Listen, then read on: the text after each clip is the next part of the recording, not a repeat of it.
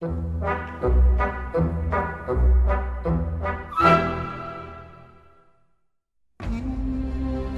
plus loin.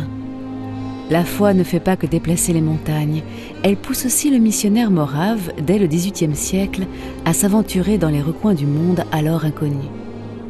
Toujours plus loin et toujours plus haut. La petite église protestante a une vision, porter l'évangile là où personne ne pourra aller.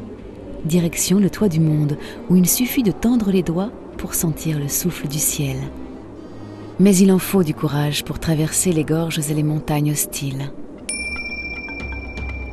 Nous sommes en 1853. Édouard Pagel, frère morave, décide de tenter l'incroyable aventure.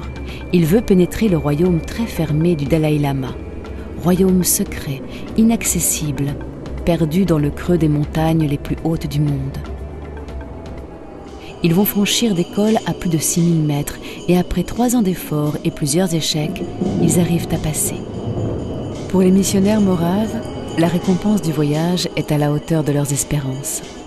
Ils découvrent un peuple chaleureux qui vit à l'écart du monde, mais aux traditions vivantes et envoûtantes. Après 3 ans de voyage et la découverte d'un peuple presque oublié, ils s'installent à Lé, au petit Tibet qu'on appelle aujourd'hui Ladakh.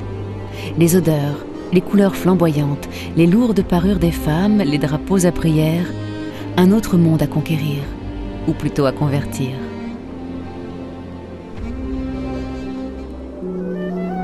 Cependant, rien n'est simple, et surtout pas les Tibétains. La plupart refusent d'abandonner leur religion séculaire, le bouddhisme. Les frères moraves doivent faire face à l'opposition des lamas, peu conciliants quand il s'agit de se réinventer une autre éternité. Mais Édouard Pagel et ses missionnaires s'accrochent. Ils trouvent peu à peu leur place au sein de la communauté. Ils publient le premier dictionnaire tibétain. Ils construisent une école, un hôpital, et vont même réussir quelques conversions. En voici d'ailleurs un souvenir exceptionnel, la photo du premier converti tibétain qui prend le nom chrétien de Nicodème. Malheureusement, en 1952, le petit Tibet, à l'instar du grand Tibet, occupé par la Chine, se ferme.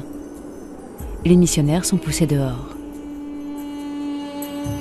À leur retour, il y a quelques années seulement, ils auront la surprise d'y trouver une communauté chrétienne, toujours bien vivante, comme récompense de plus d'un siècle d'efforts.